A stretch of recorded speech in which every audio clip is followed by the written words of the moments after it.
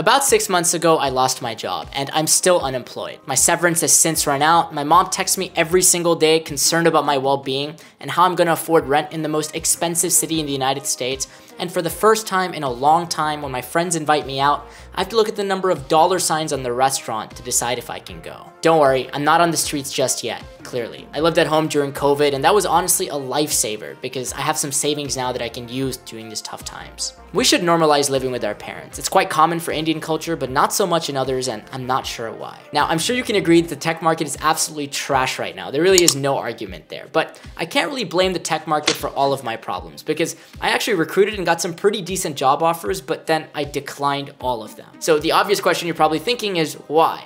Well, in this video, I'm going to tell you. And if you're following the recruiting series, then welcome back. I'm going to reflect on the last 6 months and then tell you all the lessons I've learned along the way because hindsight is 20/20, baby. In this market, the companies have all the power, so maybe it's about time I just accept that beggars can't be choosers. But I'm not ready to do that because I have confidence in myself, and it's just like I tell all of you.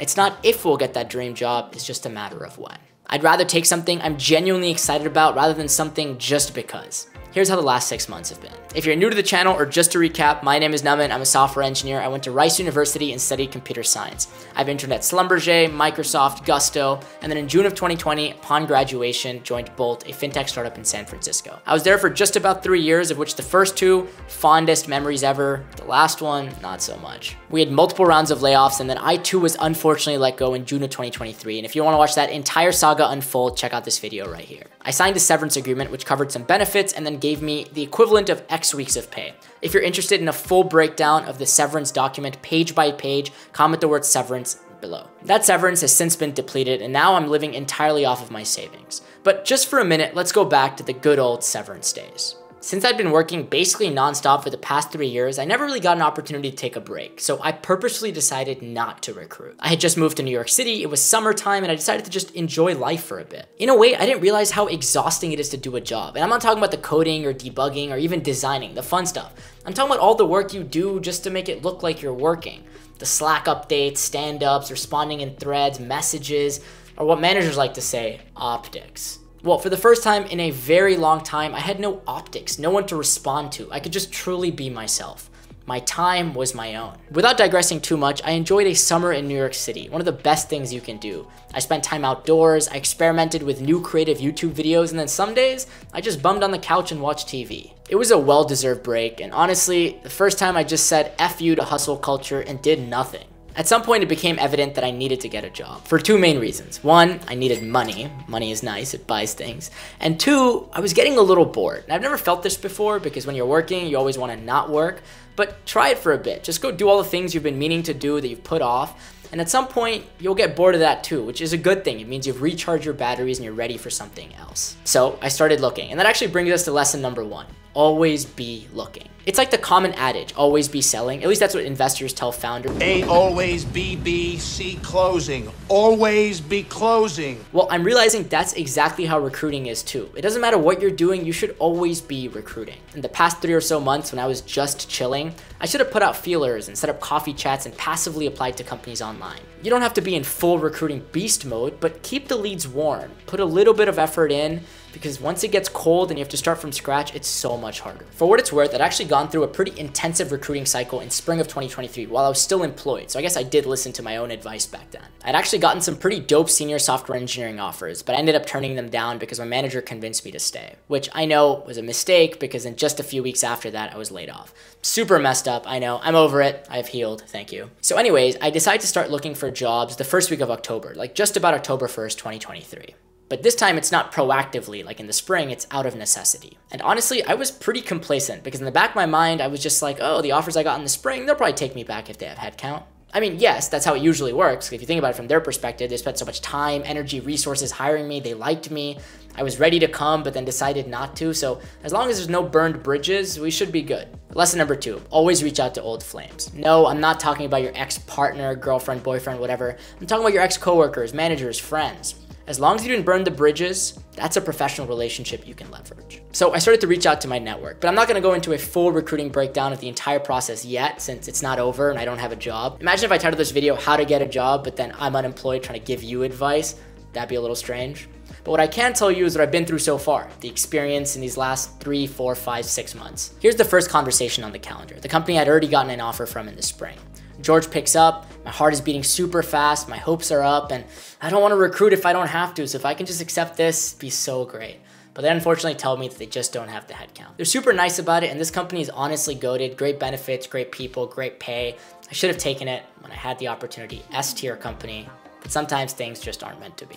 To continue leveling up in your software engineering career, consider Coursera's new Google Data Analytics Professional Certificate. It's taught by arguably the most iconic company in the world and has over 140,000 positive reviews. Over a span of 6 months at about 10 hours per week, completely self-paced, you'll walk through 8 course modules covering everything from data foundations and exploration to visualization and R programming. With the right balance of theory and practice, you'll graduate with an immersive understanding of the daily processes used by junior data analysts in their day-to-day job. And by learning key analytical skills like data cleaning, analysis, and visualization, and tools like spreadsheets, SQL, R programming, and Tableau, you'll qualify for in-demand job titles like data analyst, junior data analyst, and associate data analyst. Ready to turn data into your superpower? Well, enroll by November 30th using my special link in the description to get an additional free course, Google AI Essentials. Now, let's get back to the video. So then I continue looking. I set up some first chats, do some first round interviews, and they go okay, as good as you'd expect the first couple interviews after a long time of interviewing to go.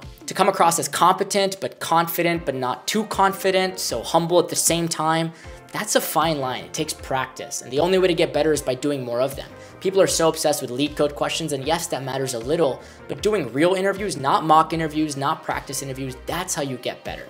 You need to fail, make a fool of yourself, and feel embarrassed when that call ends and you're like, oh my God, what was that? That's how you move forward. Lesson number 3, do real interviews. By this point, I've done so many first round chats and companies are telling me that they're looking for more senior engineers, with one company actually having 2 levels for senior. They have like a junior senior engineer and then a senior senior engineer. I know it's super strange, but I apparently fall in the middle, or the junior senior engineer, and they want the higher one. It was crazy. Then there's this one company that's objectively not that good. And I'm not trying to be entitled, I'm just saying compared to even in this trash market, the compensation offers, the caliber of engineer, the caliber of company you can get, this one wasn't it. It's Warner Media, pretty legacy entertainment powerhouse. And then I absolutely crush it, which this is the first time in this process that's happened. I walk out and I'm like, oh my God, 45-minute interview. I did that in 15 minutes, all test cases passed, code was clean. There's no way I don't get the offer. Well, isn't it only when you feel so confident that things don't go well? Because I've done interviews where I feel like I failed and I somehow magically passed, but it's never the other way around. Why is that? Why? So yes, they reject me. And the recruiter calls and he's like, hey Namanh, quick question. I know you didn't, but just in case, had you seen the interview question before or did you use AI to solve it? I was like, what?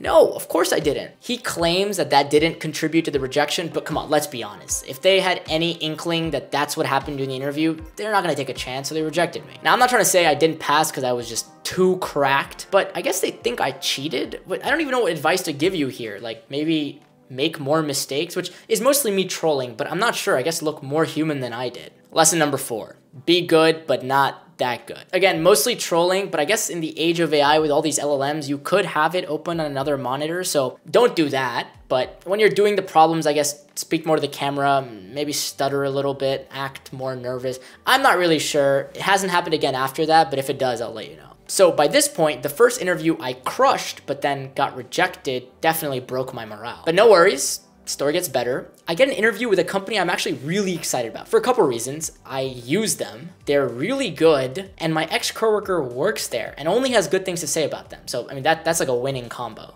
Unfortunately, the job description says they're looking for 6+ years of experience in the industry, but also more specifically in Java. And the last time I used Java was in college. We had a couple of classes, couple assignments. There's no way I know how to write industry level Java. And honestly, I don't even remember the syntax anymore. None of my internships used Java and both used Go. So this is right about the time when I fly back to Houston to be home for a bit. So I decided I should probably start prepping. No distractions. Regardless, I end up applying with my friend's referral and get the interview, which just goes to show you that even though the job description says I wasn't qualified, if you have a warm internal connection, they can go to bat for you and you can kind of finesse your way. Lesson number 5, always get referrals. I was so hyped, but also so nervous because I actually really wanted this job. So I wanted to do well. Shout out to my boy for the referral. I end up going home and then I relearned Java from scratch essentially in 2 days. And I live streamed the entire process. I'm not sure if any of you tuned into that. I pull up for the first round and I actually end up passing, with the only feedback being that if the candidate knew more Java, they would have done better, but all the skills were there. So thanks to the interviewer for realizing skills matter, not programming languages. Anyways, I get the onsite, but now I'm even more scared because it's a system design interview and I haven't done any of these yet. If you aren't familiar, these are really important for any role that is basically not new grad software engineering, and you can't really get any offers that are senior unless you kill the design portion of the onsite.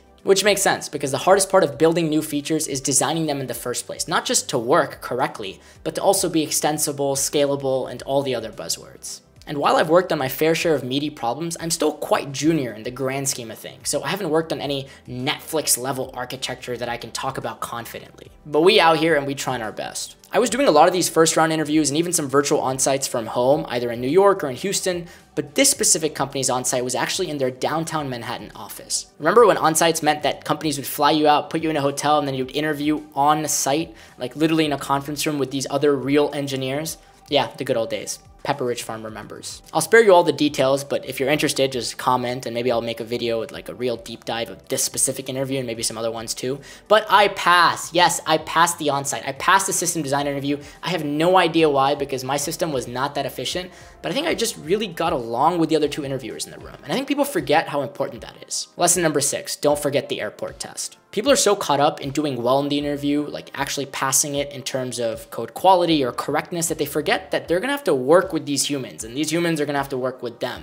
And that might matter even more than getting the question right. It's like the vibe or the airport test, where essentially if you were stuck in an airport with one of these coworkers or this candidate you're interviewing, would you hate your life or would you go and grab a drink with them? You'd obviously want the latter because it means that they fit in with your culture and you enjoy being around them. Anyways, I end up getting the offer just about a week later and I am hype. But there's one thing no one told me, which was that this company gave you equity that was backdated.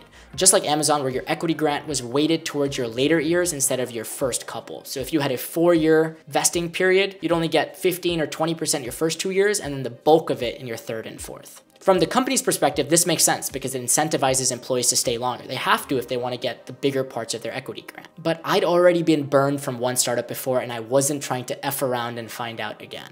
I asked if the equity terms were flexible, but they said no because they weren't going to make an exception just for me.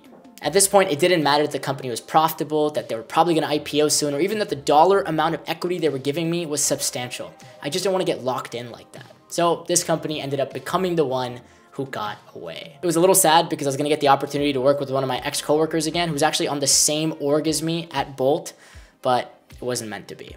It's okay though, he lives in New York, I see him all the time, we're good friends. Last but not least, I know I'm missing the 2 stories I promised you, the company I really wanted, but I just failed the interview, and the company that I wanted, I started celebrating, and then they said, actually, sorry, no. Well, as I'm recording this, I'm realizing this video is becoming really long, and those 2 other companies, they deserve videos of their own because the tea is quite hot and spicy. Masala chai. So I'm gonna make a game time decision right now. Sorry to my editor who's probably editing this video right now. We're going to extend our original recruiting series. We're just gonna keep these stories going so you can follow along as I get that coveted dream offer. We already talked about the broken senior-only developer market. I shared every single interview question I've been asked so far, and now you know what the past 6 months have been like. Next up is the almost $500,000 per year offer I just didn't end up getting, and that company that pulled it away at the very last minute. So much more to come. Stay tuned. Cheers.